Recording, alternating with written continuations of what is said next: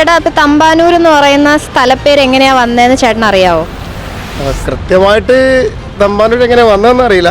തമ്പാനൂർ എന്നുള്ള എനിക്ക് അത്ര ക്ലിയർ ഇല്ല, അറിയില്ല. അറിഞ്ഞൂടാ. ഇന്ന് ബസ് സ്റ്റാൻഡ് ഇരിക്കുന്ന ഭാഗം ഒരു വലിയ മൈതാനമായിരുന്നു. പക്ഷെ ഇതൊക്കെയാണെങ്കിൽ ഇതൊന്നും തന്നെ തമ്പാനൂർ എന്ന സ്ഥലനാമത്തെ നിർവചിക്കാൻ പര്യാപ്തമല്ല എന്നുള്ള. തമ്പാൻ്റെ ഊരാണ് തമ്പാനൂർ, നമുക്കറിയാം. പക്ഷെ ആരാണ് ഈ തമ്പാൻ? തമ്പാൻ എന്നത് ഒരു വ്യക്തിനാമമല്ല, അതൊരു സ്ഥാനപ്പേരാണ്.